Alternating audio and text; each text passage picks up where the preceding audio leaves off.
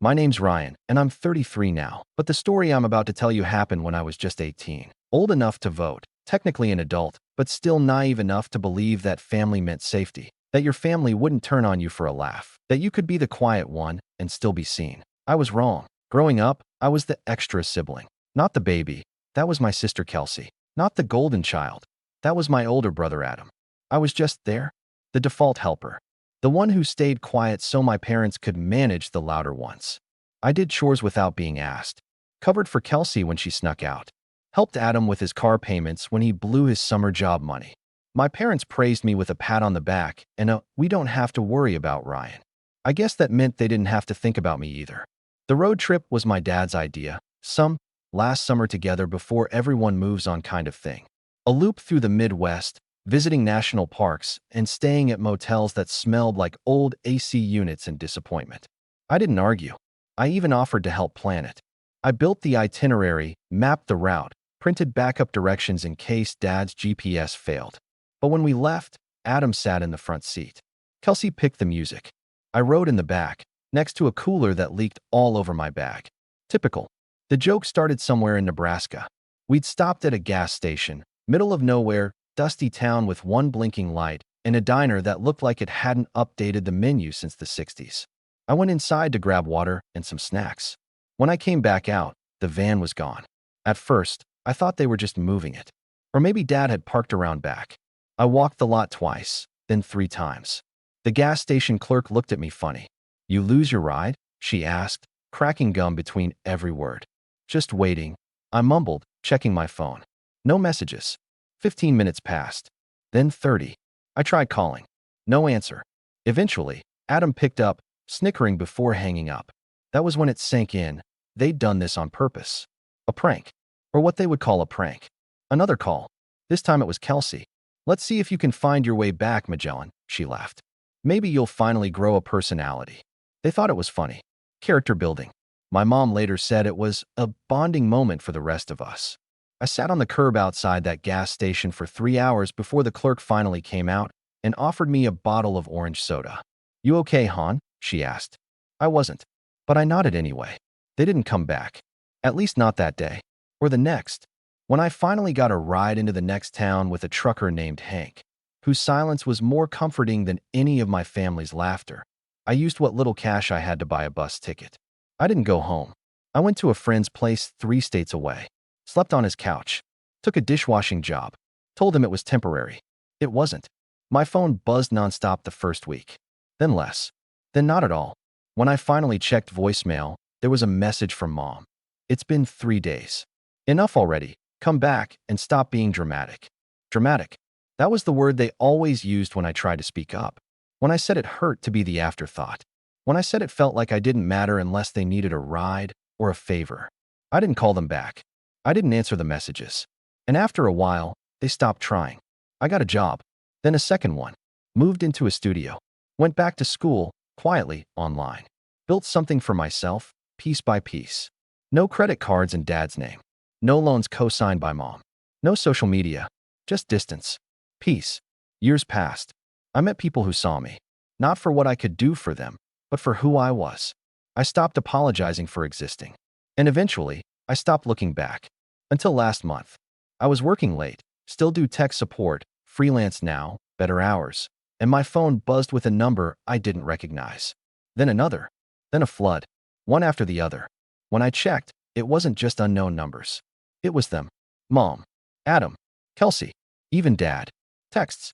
Missed calls. Voicemails. A total of 107. And then came the message that froze me in place. "Ryan, we need to talk. It's about Grandma." But it wasn't about Grandma. Not really. That was just the excuse.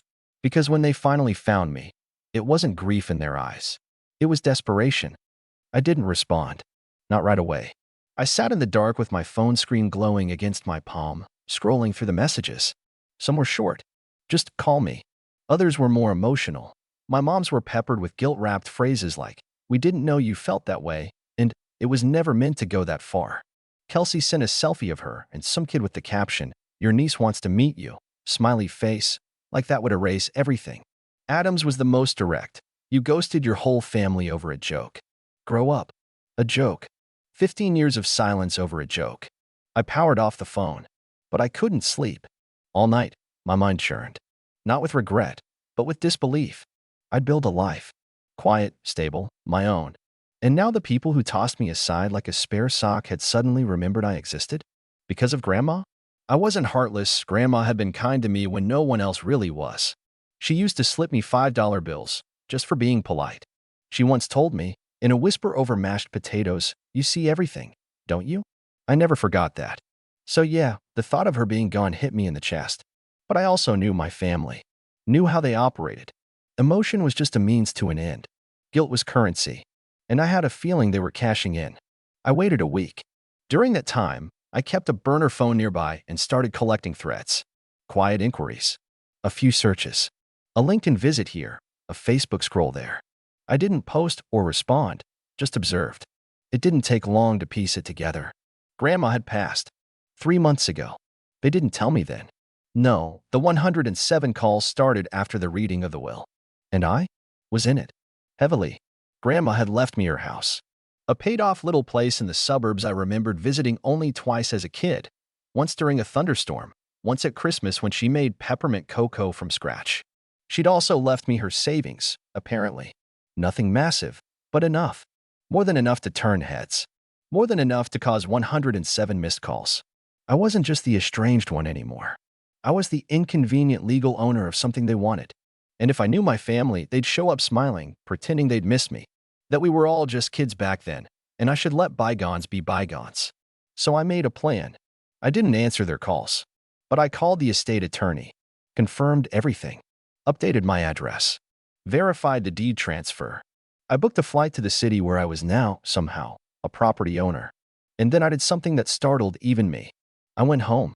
Not to their home. I never had one there. But to Grandma's. The house was small, clean, and smelled faintly of lavender and old paper. Her belongings were still intact, boxed neatly by the corners, probably by them, before they realized they couldn't sell it without me. Her photos were all still there. Except mine. Not a single one. Just Adam's graduation, Kelsey's prom, family barbecues I was never invited to. I recognized the backdrop of one from the road trip. The trip that ended without me. I stood in that living room for a long time. Then I opened my laptop, connected to the Wi-Fi, and got to work. Changed the locks. Filed a change of mailing address. I wasn't sure what I'd do with the house yet. Sell it? Rent it? Maybe move in for a while, just to breathe air untainted by obligation. The next morning, my phone rang. It was Mom. I answered. There was a pause, as if she couldn't quite believe I'd picked up. "Ryan?" she asked, cautiously. I didn't reply. We didn't know you were coming back. We thought you were still angry. Still. As if anger had a shelf life. As if 15 years could dissolve betrayal into water under the bridge. "I came to see the house," I said flatly. "You could have told us," she replied, her voice rising slightly. "We were planning to stop by this week. Talk things through. Maybe come to some kind of agreement." Agreement. There it was. It wasn't about Grandma. It wasn't about grief. It was about assets. "I already spoke to the attorney," I said. Her voice sharpened. "Ryan, don't be difficult. You're not the only grandchild. Adam and Kelsey didn't get left anything," I cut in. "And I think we both know why." Silence. Then, just above a whisper, she said, "You can't seriously be planning to keep the house." "I can. And I am." Another beat of silence. Then, "You owe us more than this." That was when the shift happened. Inside me.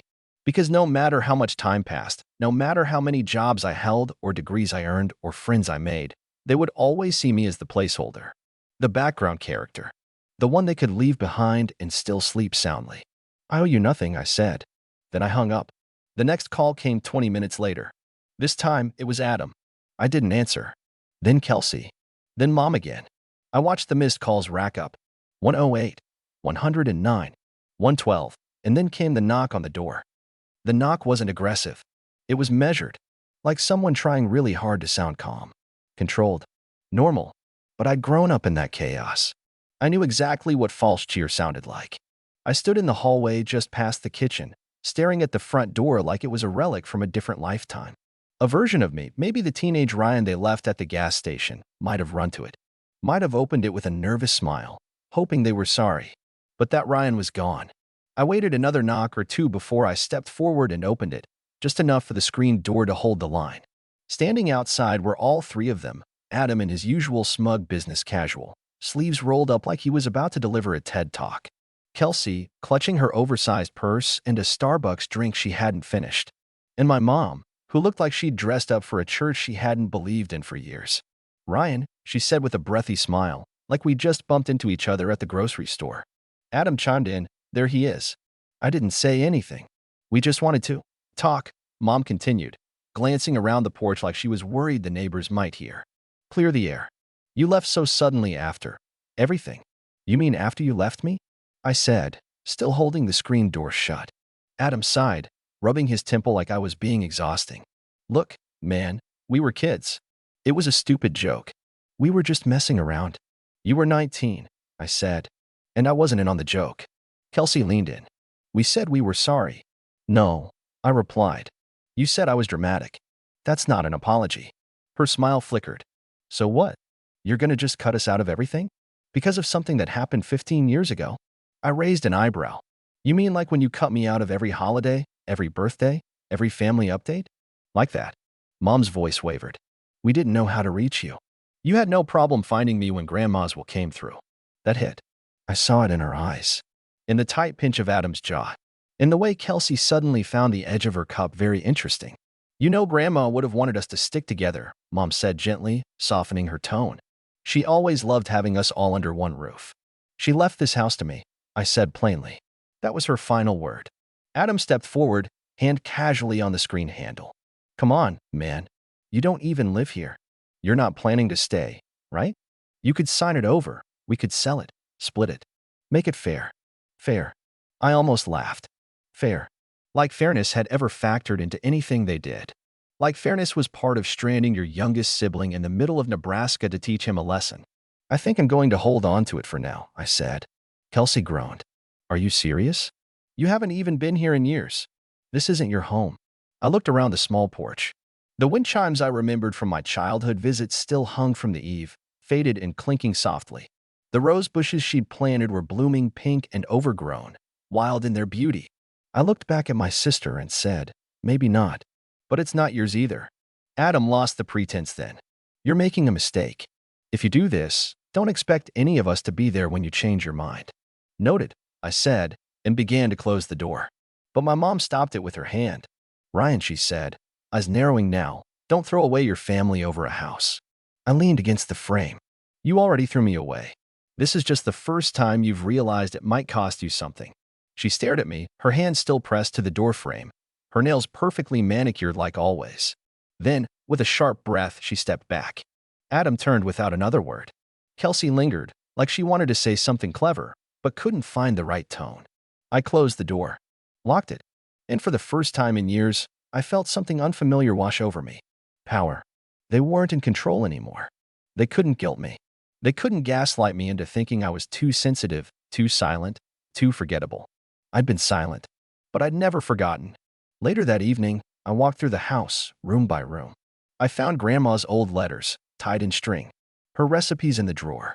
A photo I didn't expect, in the back of a worn album of me and her on that Christmas visit. Just the two of us, laughing over cocoa. She hadn't forgotten me either. That night, I made tea in her old kettle, sat in her chair by the window, and let the quiet settle. Then my phone buzzed again. A new number. A voicemail. When I played it, Adam's voice came through. You think you've won something? You don't even know what you're holding. You think Grandma left it to you out of love? Keep digging, little brother. You'll wish you never did. The message ended. And for the first time in 15 years, I felt something close to fear. I didn't sleep that night. I sat in Grandma's old chair, the one with the cushion that had molded to her frame over years of crosswords and Sunday morning coffee, and listened to that voicemail on loop. You don't even know what you're holding. That line got under my skin. It wasn't just spite. There was something in Adam's voice, tight, bitter, a little panicked. It didn't sound like a bluff. He was angry, yes, but also threatened. And that was new. Adam had never once looked at me as anything more than an underfoot inconvenience. Whatever Grandma left me, it wasn't just the house. The next morning, I pulled out the boxes they'd packed up and left in the corner of the living room. Neatly labeled: books, photos, kitchen. The usual.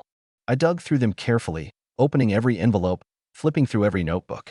It was halfway through a box marked linens, towels, old blankets, a pair of slippers still in their packaging, that I found something strange. It was a flat, black notebook, sandwiched between folded sheets. At first glance, it looked like a plain ledger. But when I flipped it open, the first page was addressed directly to me. Ryan, if you're reading this, then you've come home, and I hope you're safe. I didn't tell them. I didn't tell anyone. But you were always the one who paid attention. That's why I'm leaving this to you. My hands tightened around the edge of the paper. The next few pages laid out something I never expected.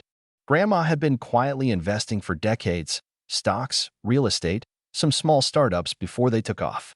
She'd never talked about it, kept everything under the radar. She mentioned it once, apparently, to my mom, who shrugged it off as old lady delusions. But she hadn't been delusional. Far from it. She was worth a lot. The house wasn't just a sentimental gift, it was the key to the entire portfolio. The deed came with full rights to several trust accounts, all linked through a shell company Grandma had set up in her early 60s. And the beneficiary of it all? Me. Not my mom. Not Adam. Not Kelsey. Just me. There were instructions. Passcodes. A safety deposit box number.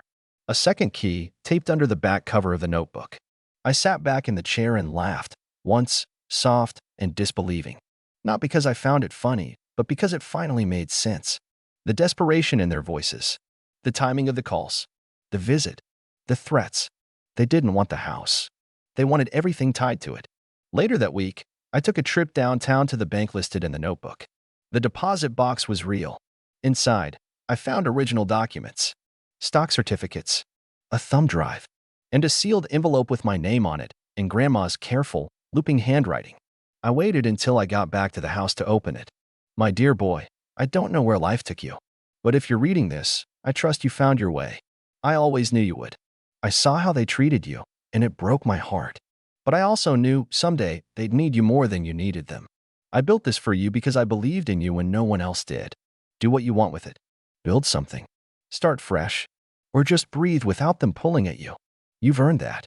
And remember, silence isn't weakness. Sometimes, it's strategy. Love always, Grandma, I cried. For the first time in years, I really cried. Not just for the years I'd lost, but for the simple, quiet truth that someone had seen me, had loved me without conditions or demands, and had trusted me enough to leave it all in my hands. The next day, I contacted the estate lawyer again. Not to sell, not to cash out, but to transfer everything carefully, smartly into a new trust, one under a different name, one that couldn't be traced back to the family unless I wanted it to be.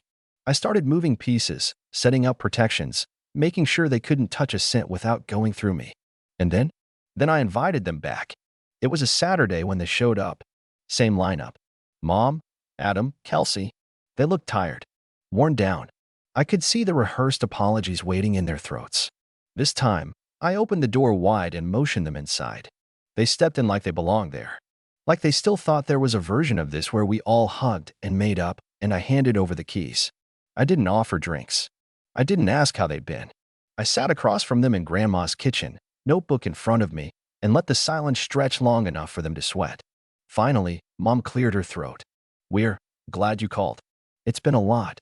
Losing her. Thinking about everything that's happened between us. I nodded. It has. Adam leaned forward, folding his hands.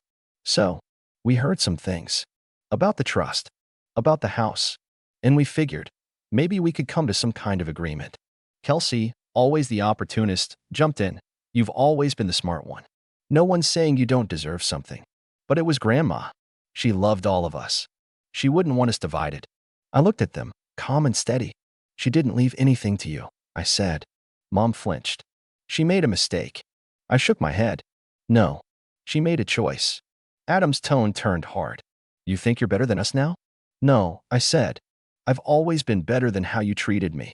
Kelsey rolled her eyes. So what? You're just going to cut us off? Over something that happened 15 years ago? I was 18, I replied. You left me at a gas station and drove away laughing. I slept in a stranger's truck that night.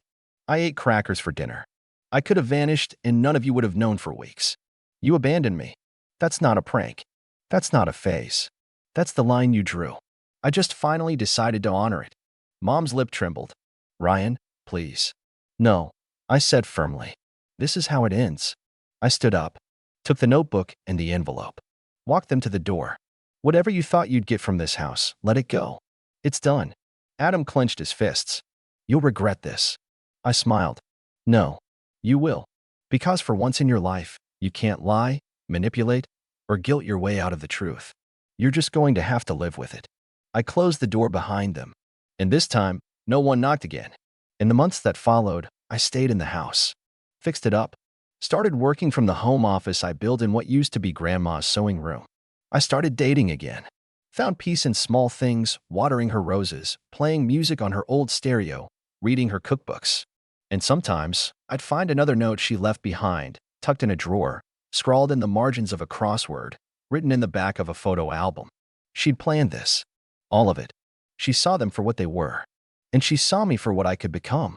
I wasn't the forgotten one anymore. I was the heir. Not to a fortune. To freedom.